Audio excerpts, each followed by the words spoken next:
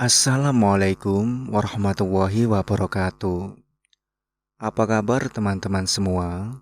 Aku harap kalian dalam keadaan sehat dimanapun kalian berada dan dimudahkan segala urusan-urusan kalian. Kali ini, admin mendapat cerita dari seorang yang bernama Anas dari Bekasi, Jawa Barat.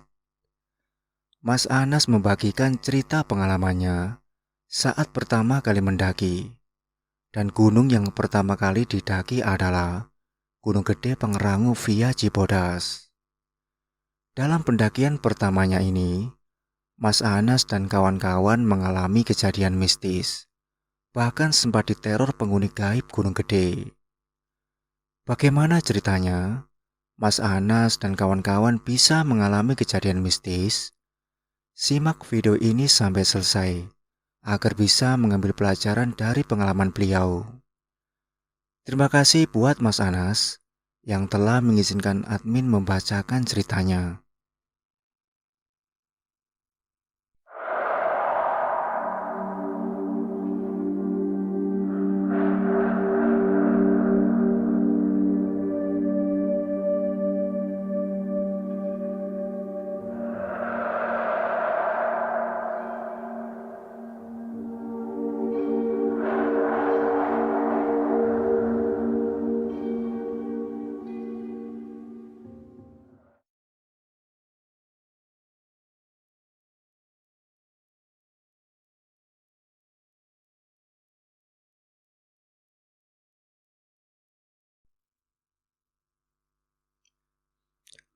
Saya Anas Nerazura dari Bekasi, Jawa Barat.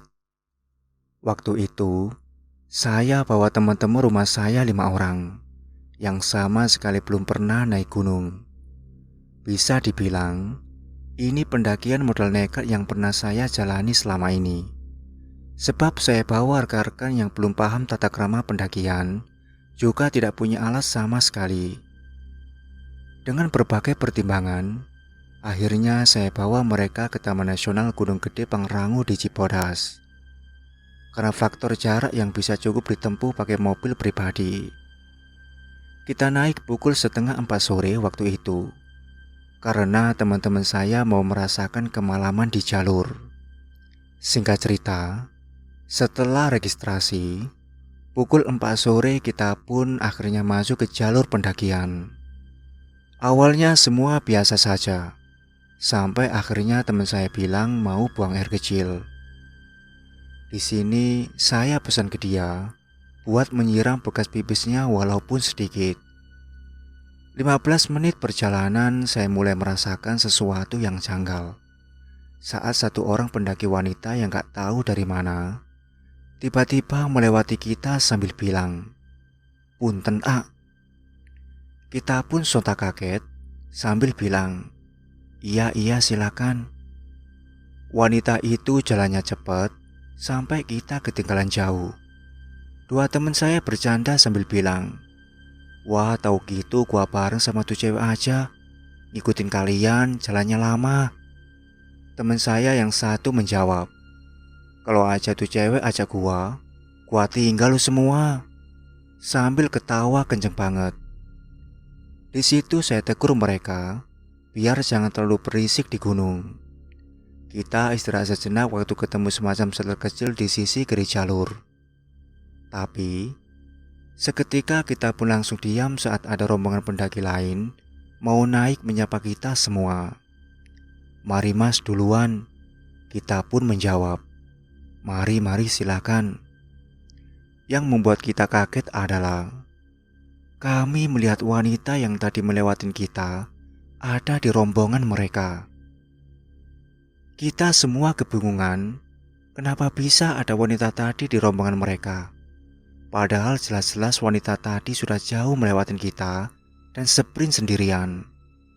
Di situ saya berusaha buat menenangkan rombongan. Saya meyakinkan mereka kalau mungkin wanita yang bersama rombongan tadi cuma mirip jaket sama karirnya. Walaupun sebenarnya saya pun dalam hati berucap, seperti ada yang gak beres. Di tengah kepanikan juga dilema antara lanjut atau turun. Saya tanya ke rombongan, mau lanjut naik apa turun? Akhirnya mereka pun bilang lanjut. Padahal saya tahu mereka malu buat mengakuin kalau mereka takut. Di sana saya yang merasa punya tanggung jawab besar. Akhirnya saya ajak briefing sebentar rombongan waktu sampai di shelter Telaga Biru. Di sana saya bilang kalau kita nggak akan mungkin bisa ke puncak karena cuaca juga logistik yang kurang cukup. Akhirnya mereka pun setuju setelah saya janjikan tetap naik, tetap merasakan malam di jalur dengan syarat belok ke arah air terjun Ciperum. Di situ aura mistis benar-benar terasa saat saya melihat sosok hitam besar di atas pohon duduk di dahan besar melihat ke arah rombongan saya. Di sana saya berusaha agar rombongan saya tidak melihat ke arah atas. Dan berhasil, kami pun melewati pohon itu tanpa gangguan sama sekali. Singkat cerita, akhirnya kami pun tiba di air terjun Ciperum. Di sana sudah sepi karena sudah banyak wisatawan yang pulang karena sebentar lagi malam. Kami pun di sana santai sejenak sambil makan cemilan juga minum kopi, menikmati percikan air terjun yang segar. Di tengah damainya senja, di sana saya kembali melihat sosok hitam itu, seperti mengikuti kami, dan sekarang posisi ada di atas sebelah air terjun. Di tengah kabut yang turun tebal, mata merahnya benar-benar terlihat menyala. Sialnya di sana ada teman saya yang juga melihat sosok itu. Dia pun kaget, pucat, seketika juga hampir menangis, tapi berhasil saya tenangkan. Saya bilang ke dia, apapun yang lo lihat di sini udah biasa di kalangan para pendaki. Jadi jangan berisik, jangan panik. Tenang saja, kita nggak akan diganggu. Saat itu tingkah lakunya benar-benar aneh. Mungkin efek pertama kali melihat sosok seperti itu, dan juga ini pengalaman pendakian pertamanya yang langsung bertemu makhluk-makhluk yang biasa cuma dalam cerita. Buat jaga-jaga, saya pun langsung menyuruh rombongan ambil air wudhu dan sholat maghrib. Karena waktu itu sudah melewati waktu maghrib, saya juga minta mereka buat berdoa masing-masing untuk minta perlindungan dari Yang Maha Kuasa. Sehabis kita sholat maghrib, saya briefing lagi teman-teman karena saya nggak mau ada hal-hal di luar keinginan yang terjadi nantinya. Kita turun habis sholat isya. Gue harap kita saling jaga satu sama lain. Kita 6 orang, jalan 3 soft masing-masing 2 orang.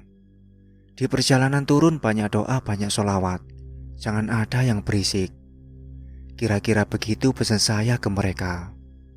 Waktu itu kabut benar-benar tebal menutupi jalur turun. Benar-benar sial. Senter yang biasa saya pakai naik gunung, nggak tahu kenapa bisa hancur di dalam tas. Dan parahnya lagi, teman saya nggak ada satupun yang membawa senter.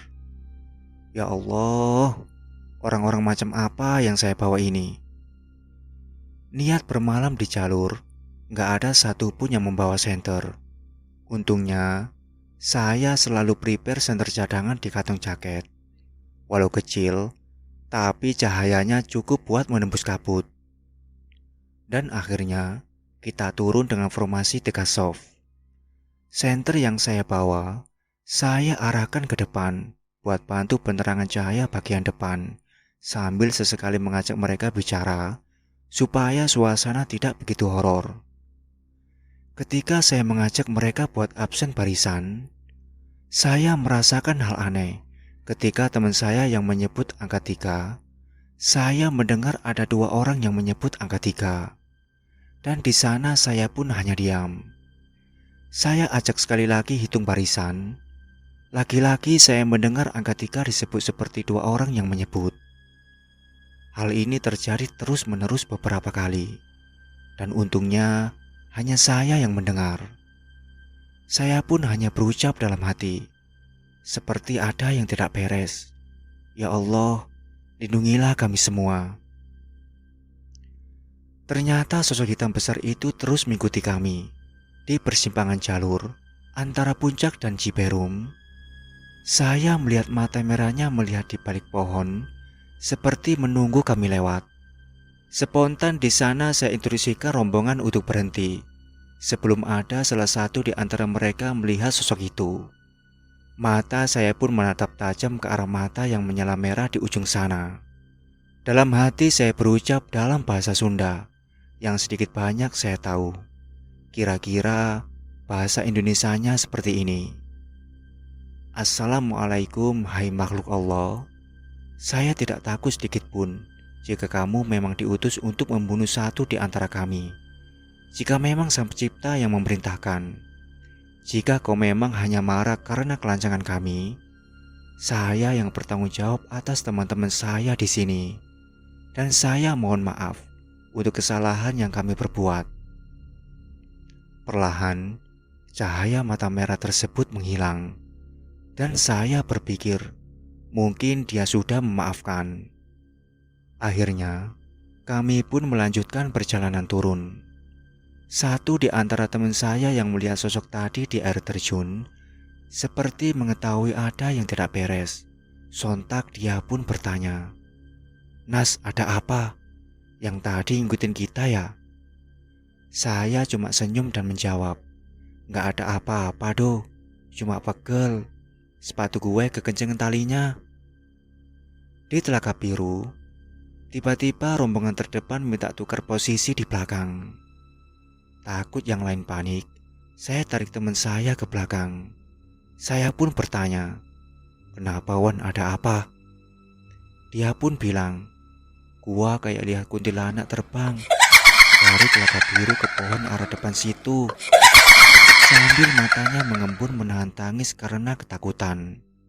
Ya Allah, ternyata belum selesai, ucapku dalam hati. Di sana pun saya bingung harus bagaimana lagi, sedangkan fisik sudah mulai terkuras habis.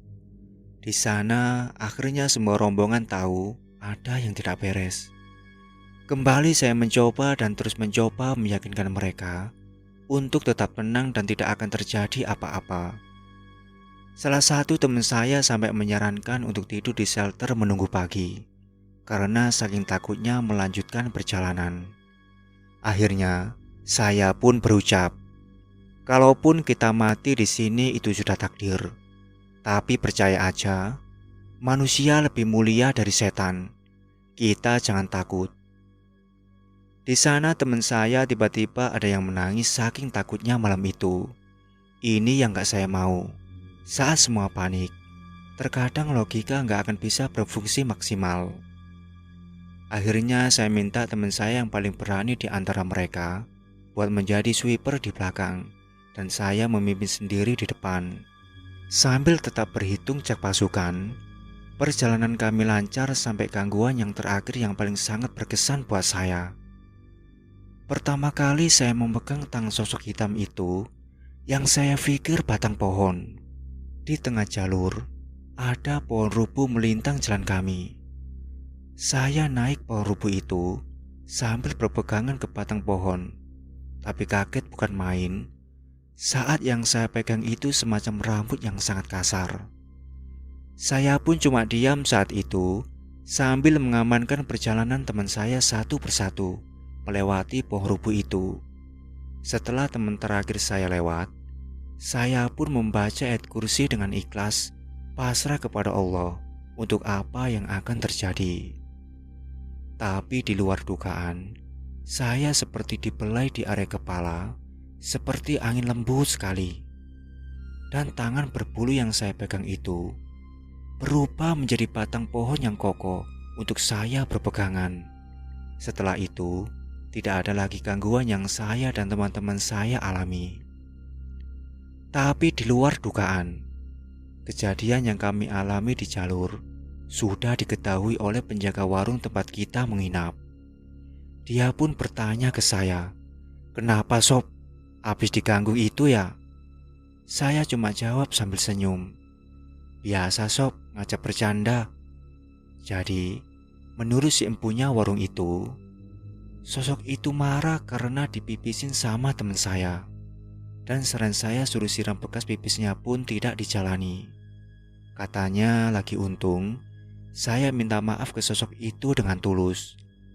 Jadi sosok itu memaafkan kami semua karena niat maaf yang dia pun tahu saya melakukannya dengan ikhlas. Wassalamualaikum warahmatullahi wabarakatuh.